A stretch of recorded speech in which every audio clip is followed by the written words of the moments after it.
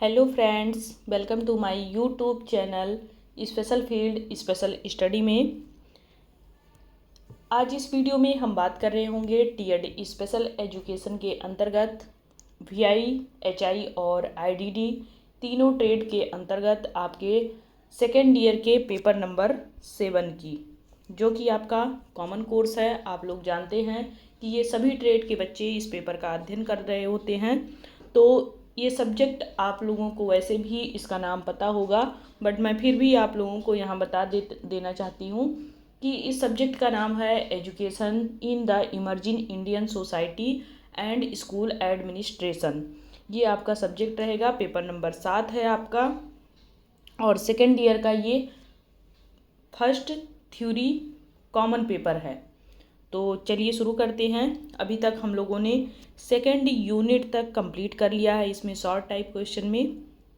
इस वीडियो में हम जो कवर करने वाले हैं यूनिट 3 है हमारा, और ये किस टॉपिक पे है? विद्यालय प्रशासन। तो स्कूल एडमिनिस्ट्रेशन के ऊपर इसमें शॉर्ट टाइप क्वेश्चंस सभी कराए जाएंगे। तो चलिए शुरू करते हैं, देखते हैं हमें कितने क्वेश्चंस और कवर करने हैं।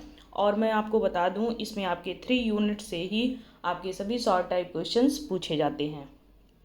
तो इसमें आपके आज की इस वीडियो में 3 चैप्टर पूरा कंप्लीट करा दिया जाएगा, और इसी के साथ में आपका इसमें जितने भी short type question previous year के थे वो सभी कंप्लीट हो जाएंगे। तो इसमें हम देखते हैं कि आज पहला क्वेश्चन कौन सा है। तो आप देख सकते हैं पहला क्वेश्चन है इसमें 52 कि विद्यालय प्रशासन क्या होता है, यानी कि स्कूल एडमिनिस्ट्रेशन क्या है। तो विद्यालय प्रशासन में दैनिक जो गतिविधियां होती हैं उन सभी को लेकर के जो दीर्घकालिक योजनाएं बनाई जाती हैं, यानी कि आने वाले समय की जो योजना बनाई जाती है, वो विद्यालय के सभी कार्य का प्रबंधन व समन्वय इसमें शामिल होता है। क्योंकि जो विद्यालय प्रशासन होता है वही सारी गतिविधियों को देखता है, और आने वाले समय में किस योजना पर कितना कार्य करते हुए भविष्य में कैसे कैसे कार्य करना है, कैसे प्रबंधन करना है, ये सारी चीज़ें जो हैं वो किस पे डिपेंड करता है? स्कूल एडमिनिस्ट्रेशन पे। नेक्स्ट क्वेश्चन नंबर हम 52 की बात करेंगे कि विद्यालय संगठन को परिभाषित करें। तो स्कूल ऑर्गेनाइजेशन क्या होता है, यहाँ पे ये पूछा गया है। तो स्कूल ऑर्गेनाइजेशन ये होता है कि शैक्षिक लक्ष्यों को सबसे पहले प्राप्त करने के लिए विद्यालय के अंतर्गत जो विभिन्न तत्वों की संचालित व्यवस्था होती है उससे संबंधित होता है। यानी कि किस प्रकार से विद्यालय को चलाया जा रहा है, कैसे क्लासेस चल रही हैं, कैसे पीरियड्स वहाँ पे चल रहे हैं, कैसे बच्चों को पढ़ाया जा रहा है, किस टॉपिक पे बच्चों को क्या पढ़ाना है, क्या वहाँ का पाठ्यक्रम होगा, ये सारी चीज़ें जो व्यवस्थित होती हैं उसे हम क्या कहते हैं? विद्यालय संगठन। यानी कि सारी चीज़ें कैसे की जाएंगी और किस प्रकार से ये संचालित होंगी, ये सभी चीज़ें इसमें शामिल होती हैं। आगे हम बात करेंगे क्वेश्चन नंबर 54 की कि प्रभावी विद्यालय प्रशासन के 3 सिद्धांत की सूची बनाएं। तो 3 अगर हम सूची बनाएंगे तो पहला होगा हमारा नेतृत्व करना, दूसरा संचार होता है, और तीसरा आपका होता है जवाबदेही। तो ये आपके 3 हो जाएंगे, यानी कि प्रभावी विद्यालय प्रशासन के 3 सिद्धांत की सूची में आपके कौन कौन आएंगे? लीडर्स आएगा, कम्युनिकेशन आएगा आपका, और जवाबदेही, यानी कि आपका ये तीनों सिद्धांत विद्यालय प्रभावी प्रशासन के अंतर्गत होता है। नेक्स्ट क्वेश्चन नंबर आपका 55 है कि विद्यालय प्रशासन का प्राथमिक लक्ष्य क्या है। तो विद्यालय प्रशासन का प्राथमिक लक्ष्य होता है विद्यार्थियों एवं शिक्षकों के लिए अनुकूल वातावरण प्रदान करना। यानी कि जो वहाँ पे शिक्षक है या बालक है, दोनों को वहाँ पे जब हम अनुकूलित वातावरण देंगे तो ही वो वहाँ पे शिक्षित हो पाएंगे। यानी कि बच्चे भी शिक्षा ग्रहण करने में वहाँ पे समर्थ होंगे, और जो शिक्षक होंगे वो बच्चों को वहाँ पे शिक्षा ग्रहण करवाने में भी उनकी मदद करेंगे, लेकिन उसके लिए अनुकूल वातावरण का होना जरूरी है।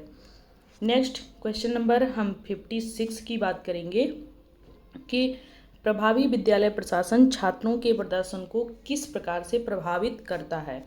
तो यह देखा जाए अगर कि जो विद्यालय प्रशासन है उसको ये जो प्रभावी प्रदर्शन है ये इससे कैसे ये प्रभावित होगा, तो यहाँ पे एक सुव्यवस्थित सारी चीज़ें होनी चाहिए, संसाधन पूर्ण होना चाहिए विद्यालय, सहायक शिक्षण वातावरण होना चाहिए। अगर ये सारी चीज़ें हैं तो छात्रों के परिणाम में कहीं ना कहीं आपको सुधार देखने को मिलेगा।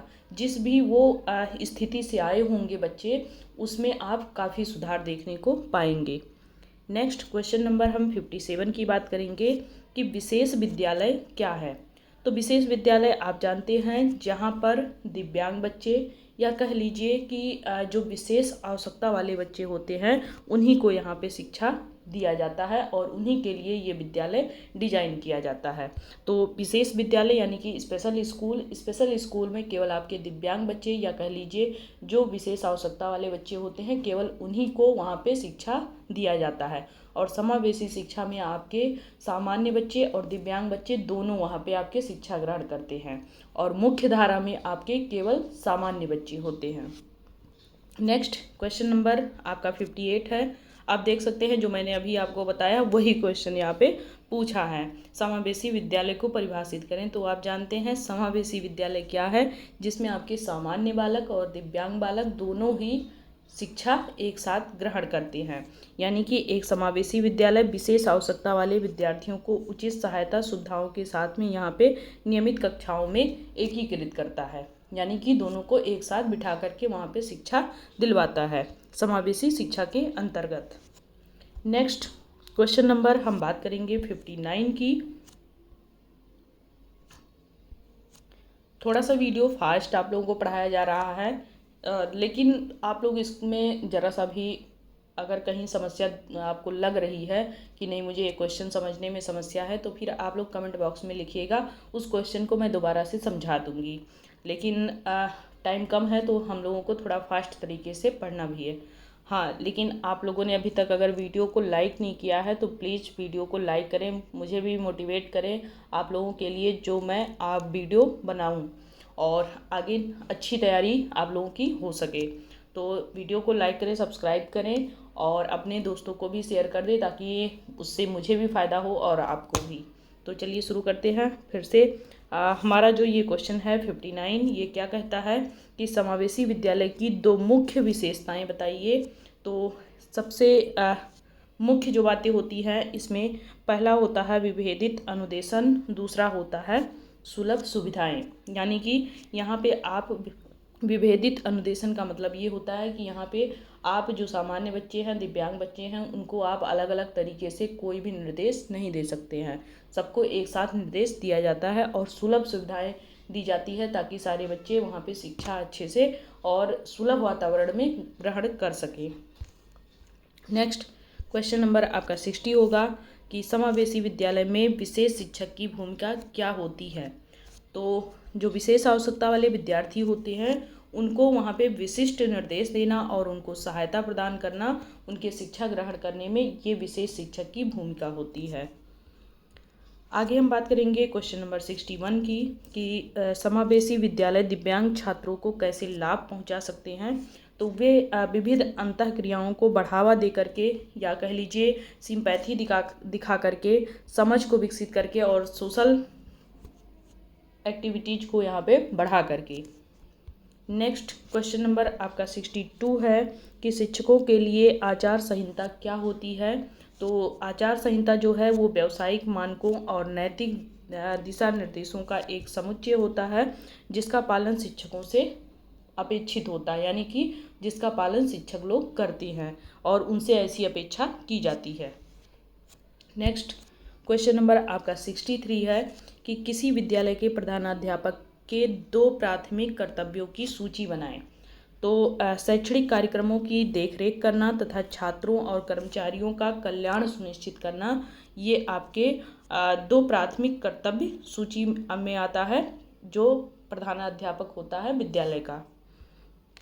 यानी कि जो शैक्षणिक कार्यक्रम हो रहा है विद्यालय में, शिक्षा बच्चों को दी जा रही है, उसकी देखभाल करना और जो कर्मचारी हैं उनको समय समय पे उनको वेतन देना और उनकी जो ज़रूरतें हैं उसको भी वहाँ पे देखरेख में रखना। नेक्स्ट क्वेश्चन नंबर आपका हो जाएगा हाँ 64 कि शिक्षक मूल्यांकन के संदर्भ में विद्यालय के प्रधानाध्यापक की जिम्मेदारी है। तो शिक्षक मूल्यांकन में जो प्रधानाध्यापक होता है उसको किन बातों पे ज़्यादा ध्यान देना होता है, तो वहाँ पे व्यावसायिक विकास के लिए निष्पादन समीक्षा आयोजित करना और फीडबैक प्रदान करना। यानी कि सबसे पहले जो भी शिक्षक आया हो विद्यालय में पढ़ाने के लिए उसका पूरा इंटरव्यू लेना और इंटरव्यू के माध्यम से उसका फीडबैक लेना और उसके बाद अपने क्लासरूम में उसको भेजना, क्लासरूम में जा कर के वो पढ़ाए, तो फिर वहाँ के छात्रों से फीडबैक लेना, अपने स्टाफ से फीडबैक लेना और उस शिक्षक के बारे में भी जानकारी हासिल करते हुए तभी उस शिक्षक को बच्चों को पढ़ाने के लिए भेजना। ये किसकी जिम्मेदारी होती है? ये प्रधानाध्यापक की होती है। नेक्स्ट क्वेश्चन नंबर 65 है कि शिक्षक की आचार संहिता क्यों महत्वपूर्ण है? तो यह व्यावसायिक अखंडता बनाए रखती है तथा व्यवहार और प्रदर्शन के लिए मानक निर्धारित करती है। नेक्स्ट क्वेश्चन नंबर 66 है आपका कि विशेष आवश्यकता वाले विद्यार्थियों के प्रति एक शिक्षक की क्या जिम्मेदारी है? तो उनकी जो शैक्षणिक सफलता सुनिश्चित करने के लिए उचित सुविधाएं और सहायता प्रदान करना, ये विशेष आवश्यकता वाले विद्यार्थियों के प्रति एक शिक्षक की जिम्मेदारी होती है। नेक्स्ट क्वेश्चन नंबर आपका 67 है कि वार्षिक विद्यालय योजना क्या है? तो शैक्षणिक वर्ष के लिए विद्यालय के उद्देश्यों, गतिविधियों और संसाधनों के रेखांकित करने वाला एक रणनीतिक दस्तावेज होता है। यानी कि पूरे वर्ष में ये देखना कि छात्रों को क्या चीज़ की आवश्यकता पड़ सकती है और वहाँ का शैक्षणिक कार्यक्रम कैसे चले, वहाँ कैसी एक्टिविटी कराई जाए बच्चों को, ये पूरी रणनीति तैयार करना। नेक्स्ट क्वेश्चन नंबर आपका 68 है कि विद्यालयों में समय सारणी बनाना क्यों महत्वपूर्ण होता है? तो विद्यालय के दिन को कुशलतापूर्वक व्यवस्थित करता है ये। यानी कि फर्स्ट पीरियड में किसको कहाँ पढ़ाना है, फिर सेकंड में कहाँ पढ़ाना है, थर्ड में कहाँ पढ़ाना है। तो वहाँ पे अगर 10 टीचर हैं तो फिर उसको जो क्लास अच्छा लगेगा वो प्रॉपर उसी में पढ़ाएगा। लेकिन जब हम यहाँ पे उसकी क्लास डिवाइड कर देंगे, नहीं आपको फर्स्ट में यहाँ पढ़ाना रहेगा, सेकंड में यहाँ, थर्ड में यहाँ, तो ऐसे हम क्लास डिवाइड कर देंगे तो फिर इससे क्या होता है, पूरे दिन कुशलतापूर्वक वो व्यवस्थित ढंग से क्लास चलता रहता है। और विभिन्न जो विषय होते हैं बच्चों के, यानी कि उनका जो सिलेबस होता है वो सिलेबस भी कंप्लीट होता रहता है और विभिन्न प्रकार की एक्टिविटी भी बच्चों को वो कराते रहते हैं। नेक्स्ट क्वेश्चन नंबर आपका 69 है कि सतत एवं व्यापक मूल्यांकन CCE को परिभाषित करें। तो CCE एक मूल्यांकन प्रणाली होता है जो शैक्षणिक और सह पाठ्यक्रम प्रदर्शन सहित विद्यार्थियों के समग्र विकास का यहाँ पे मूल्यांकन करता है। नेक्स्ट क्वेश्चन नंबर हम बात करेंगे 70 की कि CCE का एक लाभ बताएं। तो यह छात्र की प्रगति और सुधार के क्षेत्रों में समग्र दृष्टिकोण प्रदान करता है कि छात्र कितना प्रगति कर रहा है और कितना उसमें सुधार हो रहा है। अगला है क्वेश्चन नंबर 71 की वार्षिक विद्यालय योजना की कितनी बार समीक्षा की जानी चाहिए? तो समीक्षा जो है वो समय समय पर की जानी चाहिए इसकी, और प्रत्येक जो सत्र है उसके सेमेस्टर के अंत में सारी समीक्षाएं इकट्ठा करनी चाहिए। अगला है क्वेश्चन नंबर 72 कि विद्यालय के संदर्भ में प्रगति रिपोर्ट क्या होती है? तो एक दस्तावेज होता है जो कि एक विशिष्ट अवधि में छात्र के शैक्षणिक प्रदर्शन और उसकी उपलब्धियों को यहाँ पे दर्ज किया जाता है कि बच्चा पूरे साल क्लास में कैसे बिहेव किया और कैसे उसमें पढ़ाई के स्तर बढ़े और किस प्रकार से वो सारी चीज़ें आगे भी सीखेगा। ये पूरी डिटेल तैयार की जाती है, एक तरीके से पोर्टफोलियो बनाया जाता है। नेक्स्ट क्वेश्चन नंबर 73 हो जाएगा आपका कि संचयी रिकॉर्ड का उद्देश्य क्या होता है? यानी कि कम्युलेटिव रिकॉर्ड्स क्या हैं आपके? तो पूरे विद्यालय वर्ष के दौरान छात्र के शैक्षणिक इतिहास और व्यक्तिगत विकास का यहाँ पे जो रिकॉर्ड बनाया जाता है उसी को क्या बोलते हैं? संचयी रिकॉर्ड। यानी कि पूरे साल भर का जो हम बच्चा शिक्षा में पूरा एक्टिविटी किया या फिर उसकी जो व्यक्तिगत जो पर्सनालिटी डेवलपमेंट हुआ उसको हम यहाँ पे रिकॉर्ड में रखते हैं। अगला है आपका क्वेश्चन नंबर 74 कि विशेष शिक्षा में केस हिस्ट्री को परिभाषित करें। तो history in special education, case history के बारे में हम यहाँ देखेंगे। तो छात्र की पृष्ठभूमि का विस्तृत विवरण जिसमें चिकित्सा, मनोवैज्ञानिक और शैक्षिक जानकारी हासिल हो ताकि सहायता और हस्तक्षेप को यहाँ पे उसके अनुकूल किया जा सके।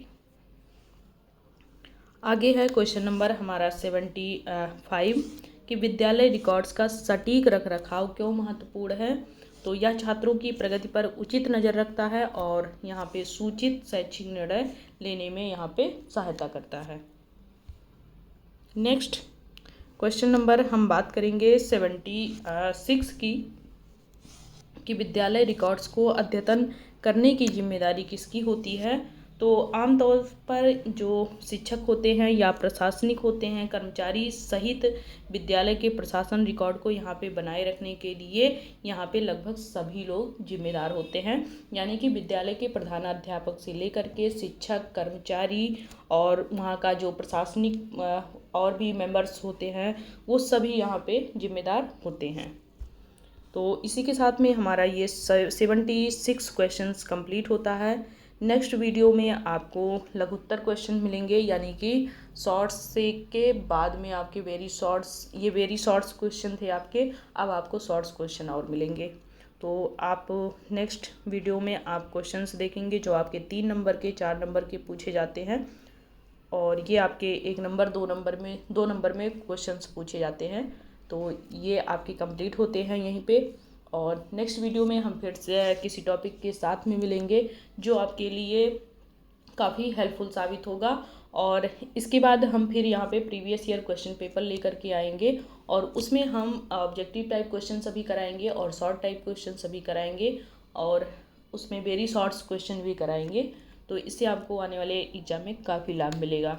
तो आप लोग अभी तक अगर चैनल को सब्सक्राइब नहीं किए हैं तो चैनल को सब्सक्राइब कर लें और वीडियो को लाइक नहीं किए हैं तो वीडियो को लाइक भी कर दें। तो अगर आप लोगों को इसका PDF चाहिए तो आप लोग टेलीग्राम पे सर्च करें स्पेशल फील्ड स्पेशल स्टडी और वहाँ जुड़ करके आप लोग सारे PDFs प्राप्त कर सकते हैं। तो तब तक के लिए स्वस्थ रहें, मस्त रहें, हंसते मुस्कुराते रहें और अपनी पढ़ाई जारी रखें।